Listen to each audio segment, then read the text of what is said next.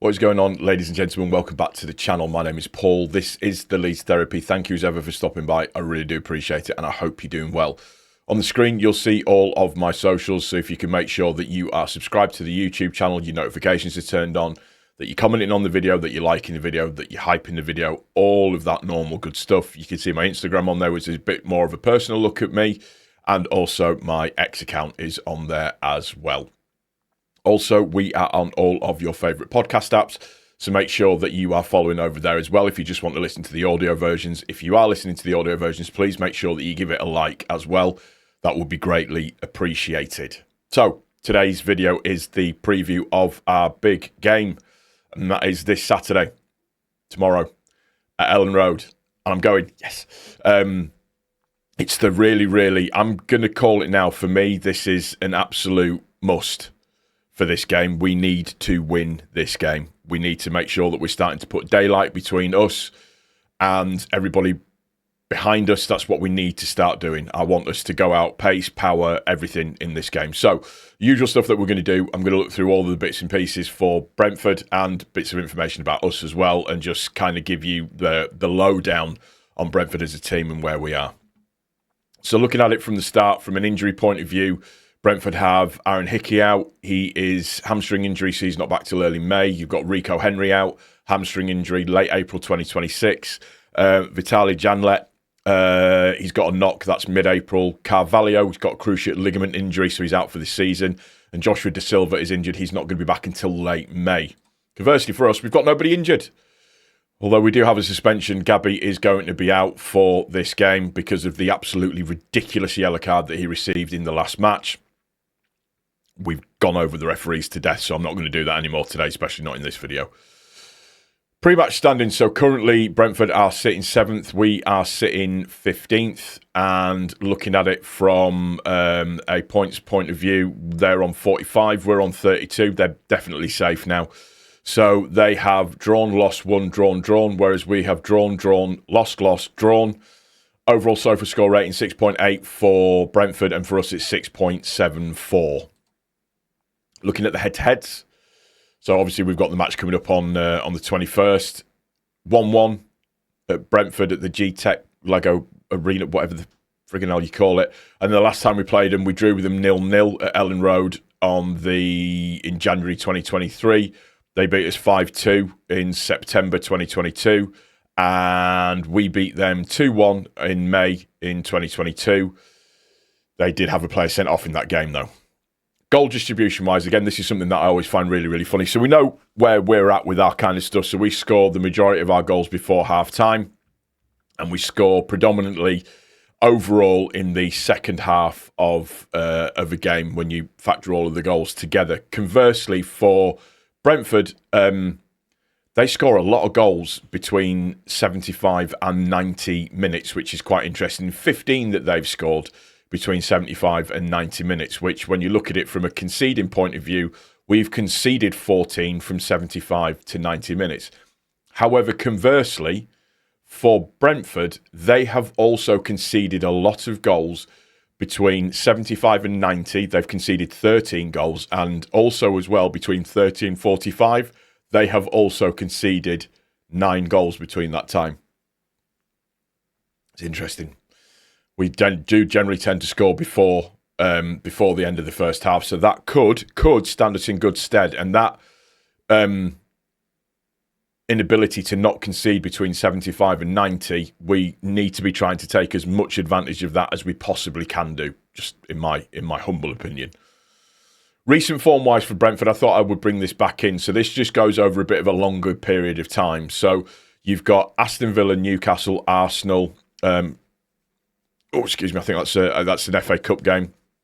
Then you've got Brighton, Burnley, Bournemouth, West Ham and Wolves. Interestingly, in their last 3 games, they beat Burnley, but against Bournemouth they drew, West Ham they lost, and against Wolves they drew. Now, that was an interesting game because they were 2-0 up, and Wolves came back to win that 2-2. We know Wolves are playing with freedom at the moment, but just a little bit of, in the last, let's see, 1, 2, 3, 4, 5 games, it's 1 win, 2 losses and 2 draws in terms of their overall form. Insights-wise, We're unbeaten in 7 home league games against Brentford since February 2015. Please don't break that tomorrow. We sit 15th but rank 11th in the XG table. Again, we know this. We're underperforming by 10 points. We are winless in our last 5 Premier League games, failing to score in 3, which it's a concern that we've talked about, but hopefully we turn that around tomorrow. And we have scored 35.1% of our Premier League goals from set pieces. That is the highest share in the division. So we are the set piece kings so far, and we know how important set pieces are going to be for us. Thiago broke the record for most Premier League goals in a season by a Brazilian with 18 goals. Brentford let a 2-goal lead slip for the first time in 37 Premier League matches on Monday. Brentford have dropped more points from winning positions than any Premier League side in 3 seasons. 69. Make of that number what you will. And Brentford conceded only 7 set-piece goals this season, the 3rd fewest in the league. So we score the most, they concede the fewest. The immovable object against the the irresistible force. We'll see how that one pans out. Average SOFA score rating, so for Leeds it's 6.74. That's 30 matches, 37 goals scored, 1.2 goals per game, 48 goals conceded, 5 clean sheets, 19 assists and 45.2% possession. Conversely, for Brentford, it's 6.8 is the SOFA score, 30 matches. They've scored 46. They average 1.5 per game. 42 goals conceded, 7 clean sheets, 29 assists and 47.3 in terms of the ball possession. So the ball possession is quite close for both teams.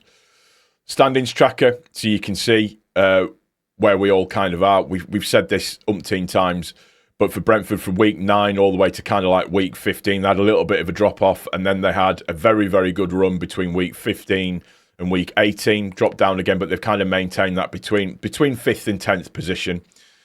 For Leeds, conversely, as we know, we've kind of steadied the ship where we are in and around 15th position. We've been there now for 1, 2, 3, 4, 5, 6, 7 weeks now, I think it is, overall. So it just kind of shows where we are league position-wise. Top scorers, so for us, we know Calvert-Lewin, 6.75, 10 goals, 11.45 XG, 1 assist, 27 matches playing. Thiago, 7.21. Foot mob rating, 19 goals scored, 17.47 XG, 1 assist and 30 matches played overall. So Thiago is obviously the danger man. We know what a good job that Biel did on him in the last time that we played them. So hopefully we can do the same again. Featured players. So this is Ethan Ampadu against Atara. 8.7 for Atara in the last game, and Ampadu got an 8.1 overall. So 2 different styles of players. One's more an attacking midfielder, the other one's much more of a defensive midfielder. So from a statistical point of view, obviously the attacking side of things is going to be Atara. The defensive side of things is going to be Ethan Ampadu, pretty much, I would have said overall. So, just to show, defensive-wise, 34 for Atara and 65 for Ampadu. Tactical, 65 for Ampadu, 48 for Atara. Technical ability, they pretty much match on the technical ability, but the attacking-wise, 46 or 48 for Ampadu and 67 for Atara. And creativity, 52 and 64 conversely. So, yeah, it just shows, in terms of positions, just the differences there.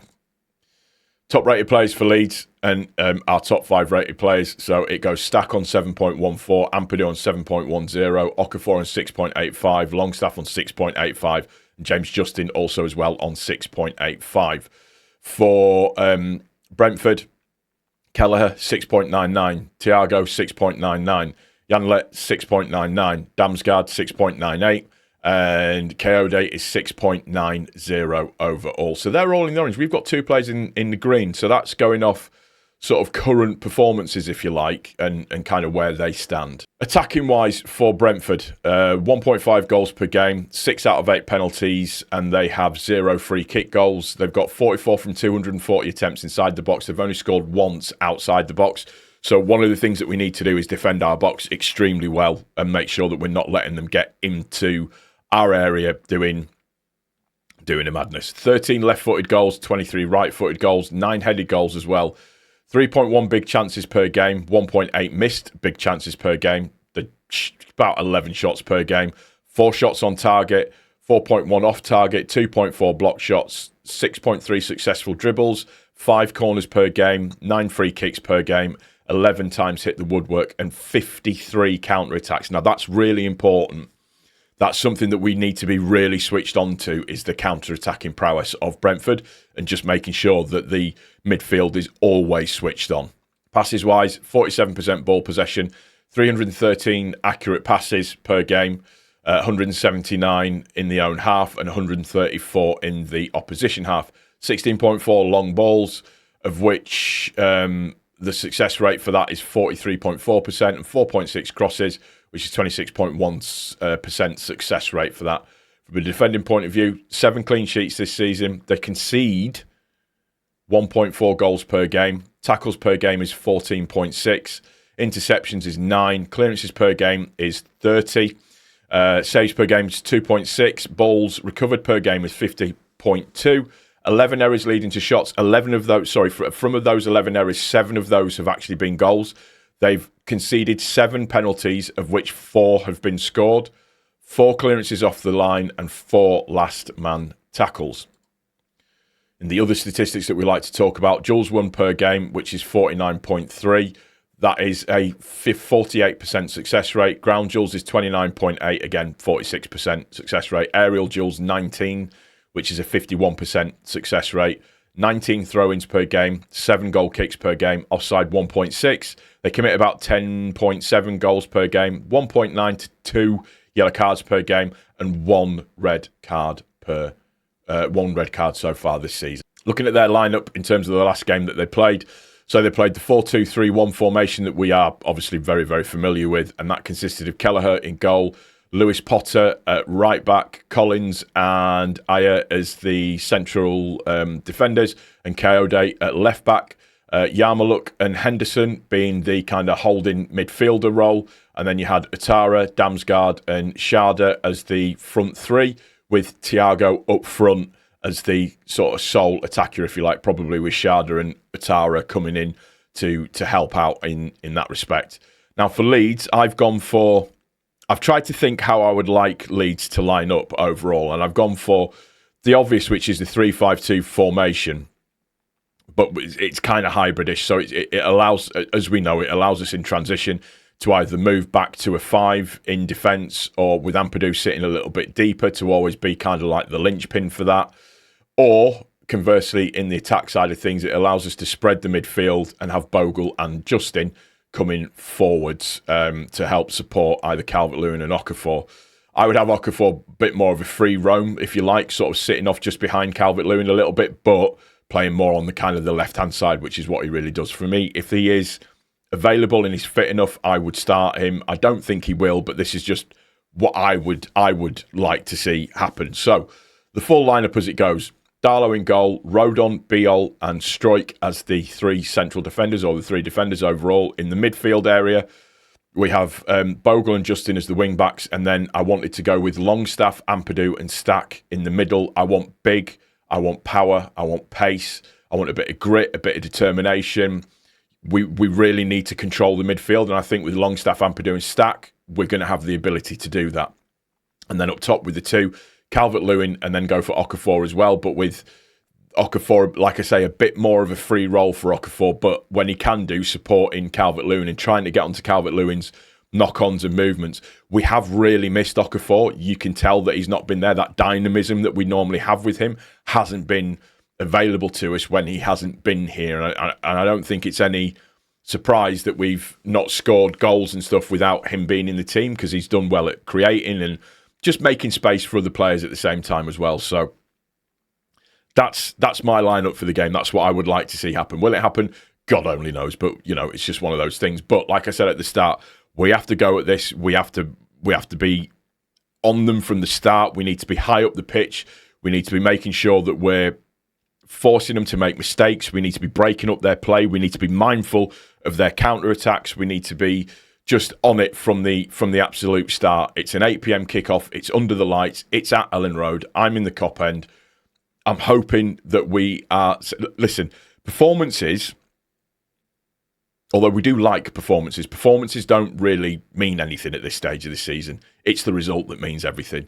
We just need to win. If it means that we win 1-0 with a deflected shot that comes off of Rodon's right arse cheek, I don't care, because I just want the points on the board. That's all that I want. I want to start to just relieve the tension that is sitting in there. Just start to relieve the tension that's sitting in there. That's going to do it for this one, guys. I do hope you've enjoyed it. If you have, please don't forget to like the video. Let me know what you think to what I've said in the comment section down below. Make sure that you've liked the video, like I said. Make sure that you're hyping it. All of that good stuff. Subscribe, notifications turned on. If you are listening on the audio version, please make sure that you are liking the audio version as well, just to help push that on the algorithm side of things. And yeah, take care of each other. Most importantly, please take care of yourself. And I'll see you for the review. Take it easy. Cheers.